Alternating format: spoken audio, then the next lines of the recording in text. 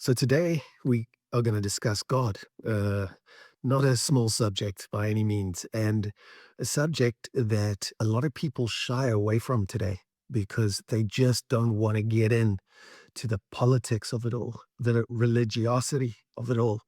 And they're probably right. It's really put a lot of people off for good reason. But we're going to talk about God, the saints, Christianity, mysticism, and other religions, and we're going to try and do it with as few biblical quotes as possible. If I give more than five or six, switch the video off. That's not a good answer because I want to try and bring it from a different perspective, because perspective has caused, Protestants and Catholics to blow each other up with bombs. They were doing that when I was young in restaurants, hiding bombs and blowing each other up. Both sets, both sides, Christians, religious. No. So something is amiss, and let's find out what that is today. And I'll give you a short um, teaser, is that what's amiss is love, truth, and reality. Reality is another word for truth, and it's the truth that sets us free in the end. So one thing that we know is that no one agrees on anything. They don't agree to disagree. They push an agenda. And that agenda has seen us burning people at the stake, imprisoning pastors, priests who people have thought, good religious people have thought were going against what they believed was written in the Bible. And up until today, the controversy, the killing of Muslim, Jew, Christian, and non-believer is ridiculous. And you're doing it in the name of God, of all people. That's a crazy egoically thing to do for someone who gave 10 commandments: thou shalt not kill, love thy neighbor, and even further still, love thy enemy. Because the truth is, or the reality is, the only enemy is within. And that is something that you're going to need to learn through something like spirituality or the teachings of the Desert Fathers, the mystics, monks, and masters that have taught us to love, to put aside our differences, to stop judging other people, and to live and let live. But we don't do that. And again, the evidence that we don't do that is history. So does Christianity, I'm a Christian myself, probably of the perennial Christian tradition, which just means, open, historically speaking, probably mystic in certain ways in terms of knowing that I don't know most of it. What do we know when we arrive on a planet that is 14 billion years old? The universe, infinite, knows no time. But I'm supposed to come here and think that I know it all. And the Christian tradition was turned into over 30,000 different sects, denominations, divisions, by people who thought they knew it all. So let's get into it. I mean, the two main divisions that we have today in Christianity, what a good place to start. Never mind Jew and Christian. The two divisions that we have in Christianity today are a Protestant tradition. And the Protestant tradition believes that every word of the Bible is infallible, that it is perfect, that it is, of course, spirit-led, and nothing in there is wrong or erroneous. And you need to follow that to the T to be able to understand God's will and to follow the Christian tradition.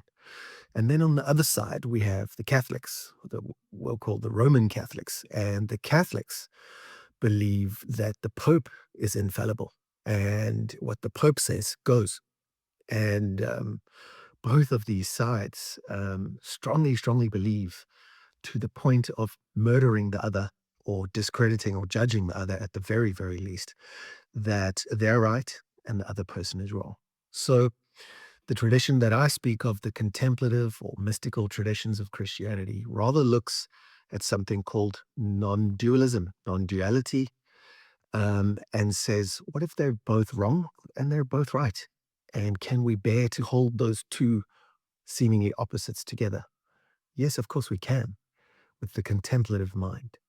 So let's go into a little bit. Let's take an example of the Protestant tradition lately. We had John MacArthur and his son, John MacArthur Jr.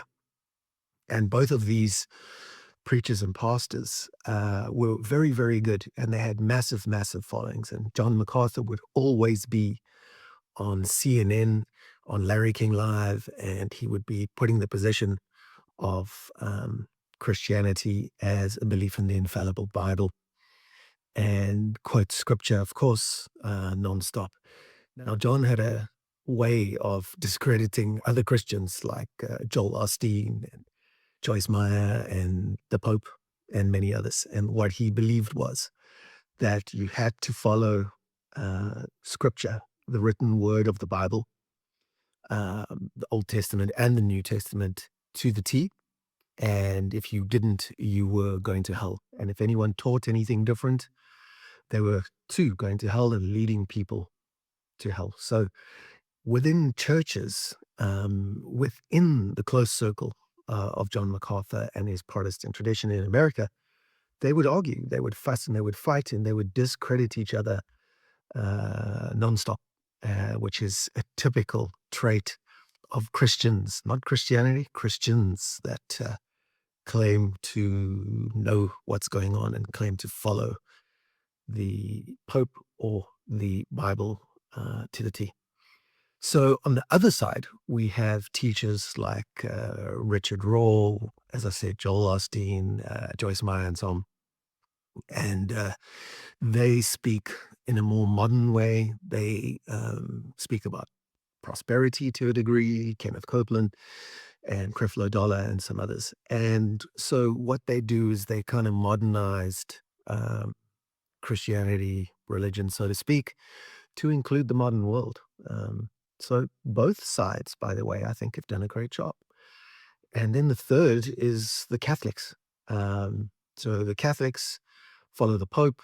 They believe in Mary, they believe in the saints, and they realize, and Catholicism was the very, very beginning of Christianity. It was Roman Catholic. What a contradiction in terms that itself is. But anyway, we'll get into that another time.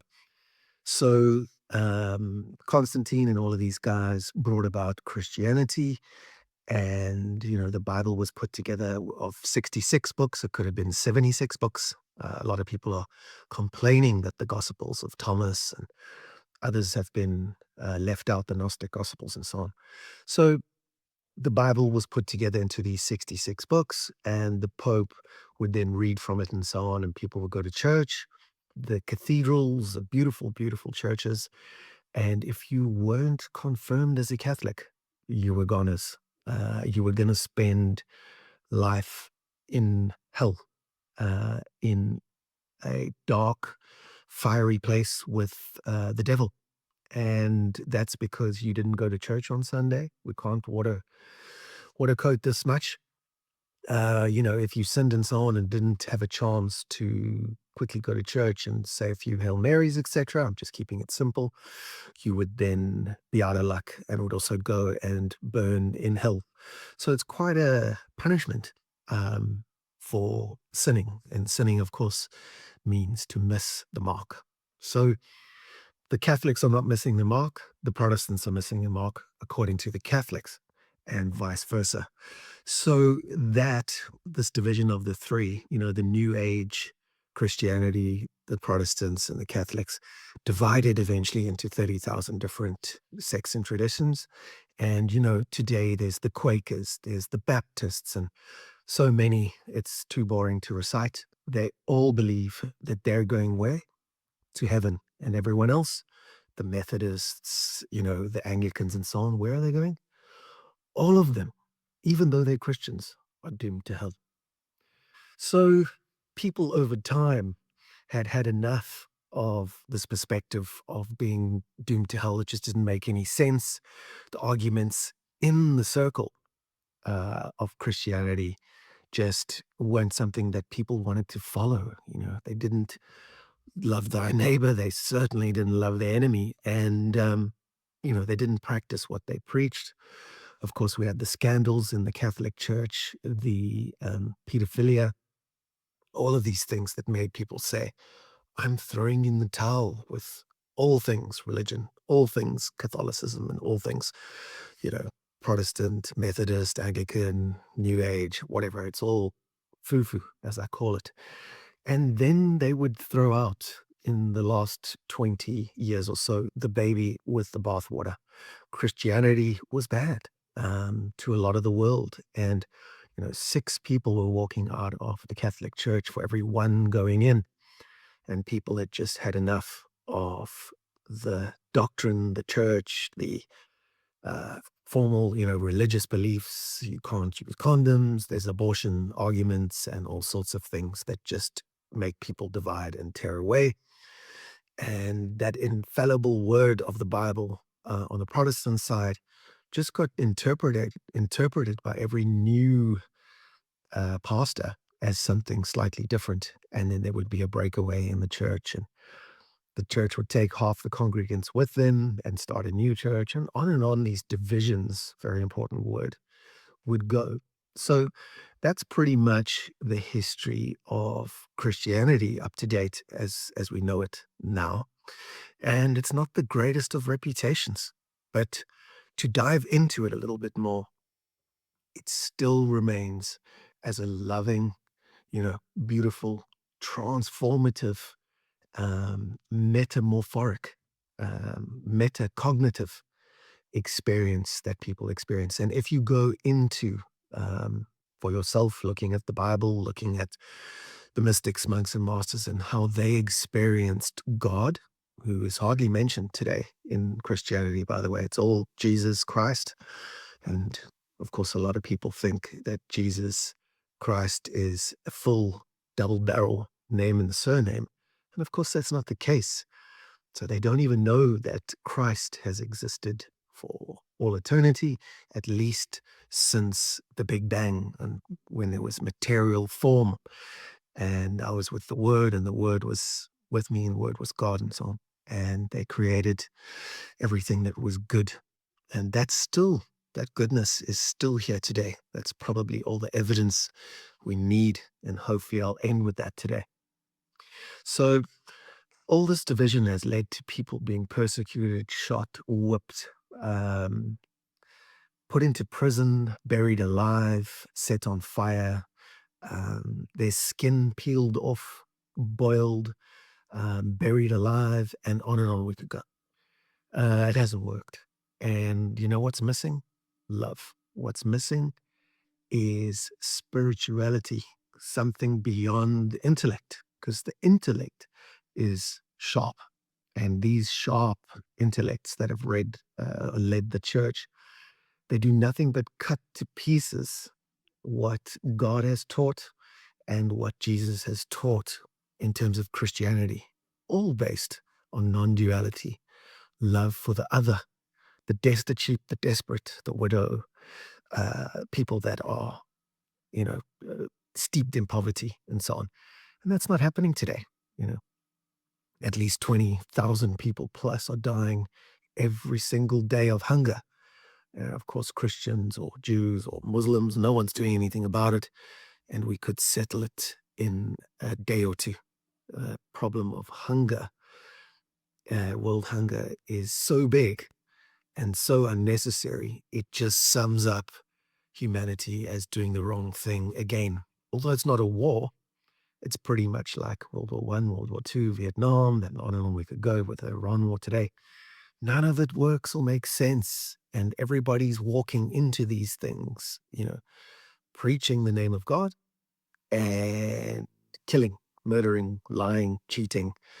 And if we look at the New Age church today, just to go back and knock them a little bit, everybody that runs a good church ends up being accused of some theft of money, prostitutes, sexual transgressions, all sorts of things. And it just goes to show no one is above the other. So all three of these in Christianity are sinning or not hitting the mark, as Dr. Jordan Peterson would say. They're falling short of the mark. And that's the nature of the intellect. It's the nature of humanity. And it's the nature of what the Bible would call, I'm not going to quote any scriptures again, a fallen world. And that fallen state is the same in religion and spirituality as it is in psychology. We're going to miss the mark. We're going to need at some point to stop, surrender, understand that there's a shadow self, at least there's an ego. There's a part of us that doesn't want to hit the mark, to do the right thing, to feed the 20,000 people a day. Elon, you should be helping, but there again, so should I, and so should you. But no one's doing a damn thing. So what we can do is assume now that we're all missing the mark, we're all misunderstanding definitely Jesus Christ and most certainly God. So who is God really then? And not to carry on for too long, but God is beyond our understanding. God is summed up in I am that I am. And that is everything. If you look to your left, you'll see that. To your right, you'll see that.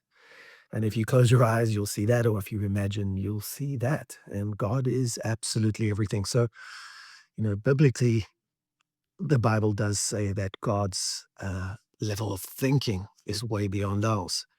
And this is the mark that we keep missing.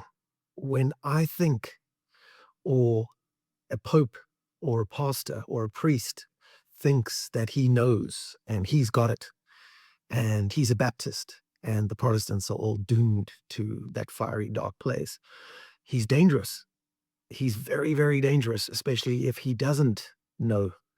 So people who think they know and don't know, to me, are some of the most dangerous people walking around the planet.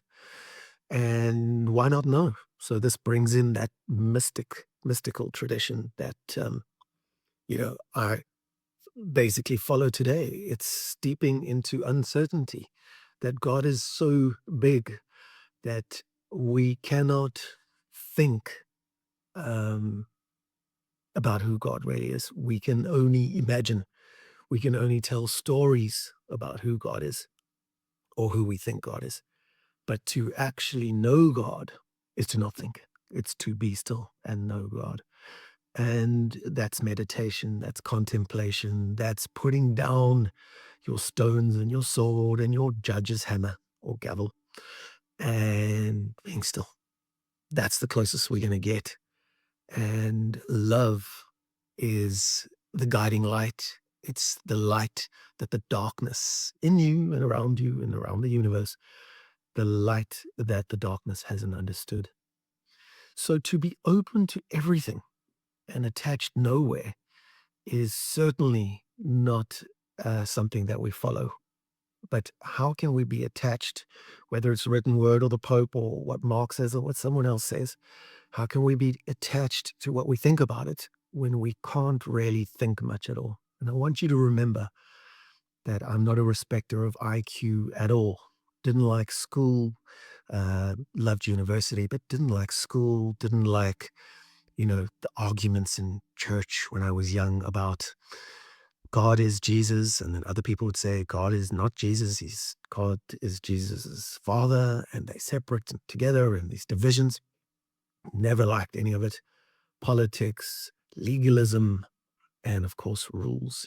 I was always the first to follow, first learn the rules really, really well, and then learn how to break them all. And I think that's what Jesus did. Look at his teachings, and he went up against. That's a word I use with caution because he wasn't against them at all, but he had to go up against the Jews because they were trying to murder him at every turn. If you go back into that Bible, into the accounts, you will see that every time he started telling the truth and reality would come, they made a plan or plot to kill him. And that lasted 3 years until they eventually thought they succeeded. They killed the flesh, which Jesus said would happen from the very beginning. And even the Old Testament said would happen from the very beginning. So there's no mistakes in God's world. So what is it all about?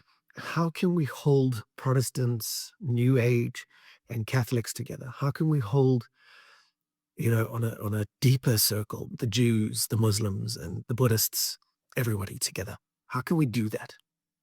We can do it with the non-dualistic mind, with our contemplative intelligence, which is, simply put, the ability to be able to see reality exactly as it is without using your personality to distort that reality.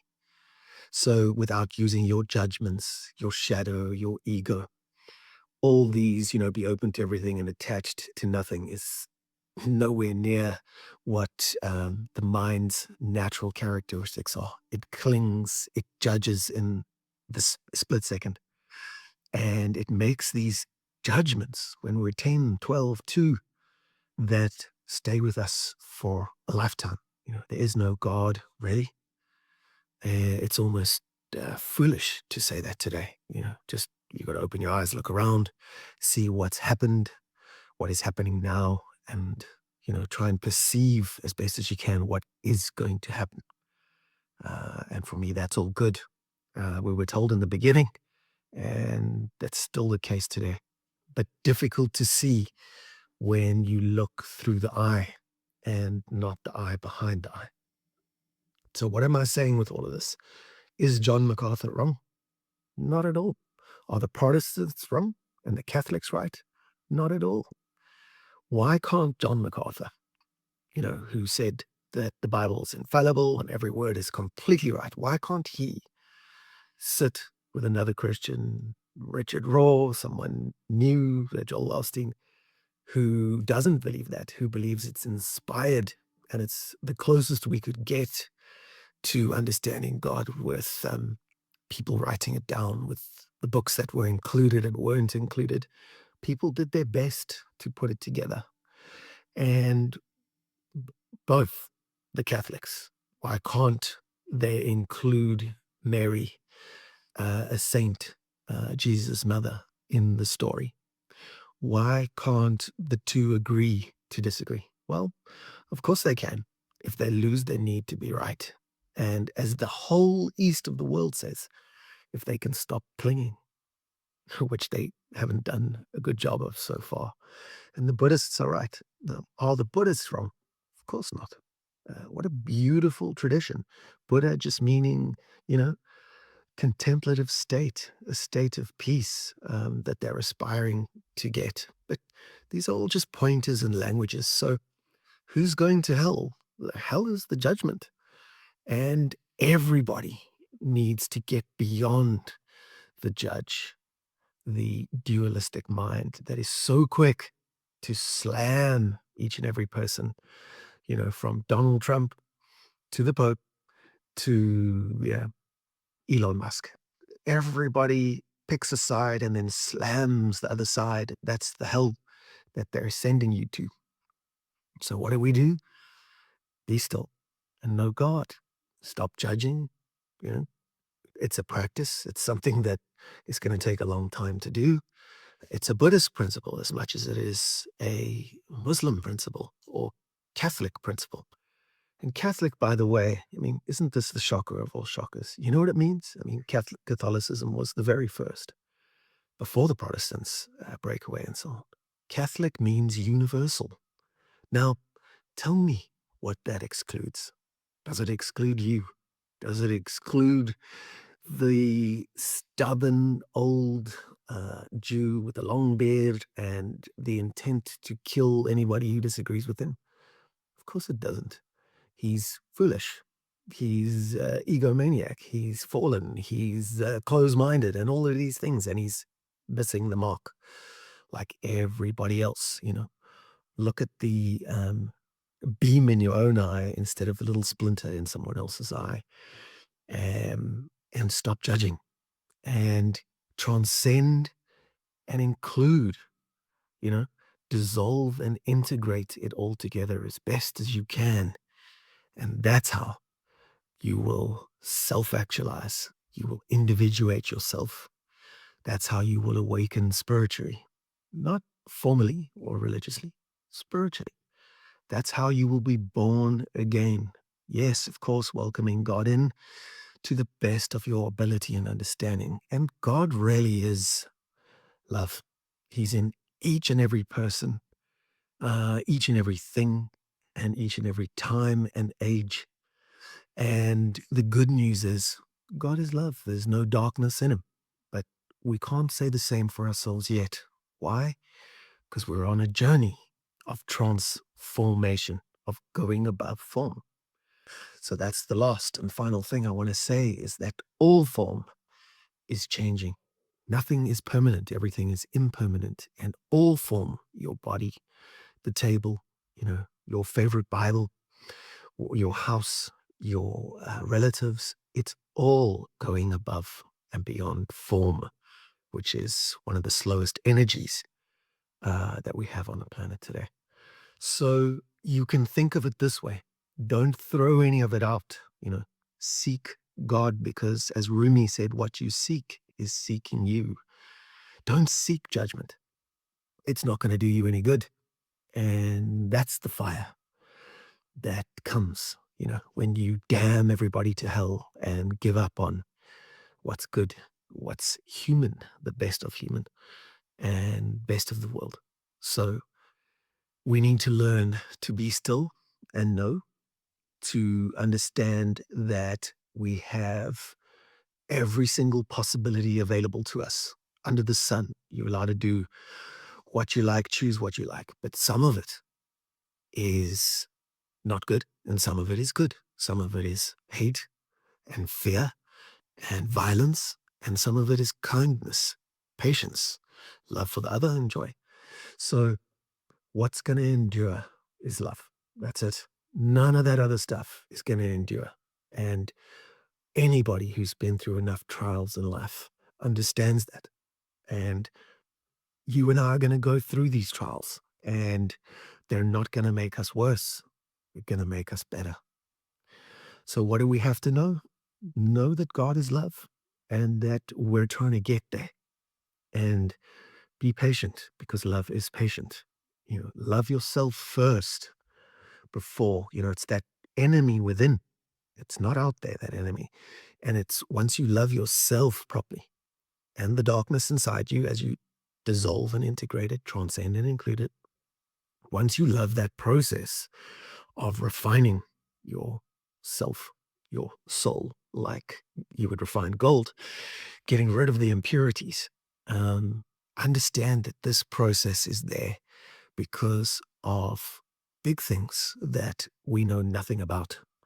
So there's the Bible verse that I'm going to end with. I think I've been good with not quoting too many Bible verses at all. But in Jeremiah 33:3, it says, "Call to me, and I will show you marvelous and wonderful things that you know nothing about." That's the mystic tradition. That's the open tradition of perennial Christianity that accepts people of a different color, people who think differently, people who are in a Buddhist tradition or Muslim tradition or Jewish tradition with hard um, stances on what is right and what God is all about. So hold it all together in stillness, practice, contemplation, which is looking at that reality. I am the way, the truth, reality, and life. Life doesn't die. No energy dies. Energy doesn't change. It stays the same. Everything else is changing except that energy. So look after yourself. Don't throw out the baby with the bathwater, and be kind to one another, starting with yourself. Namaste.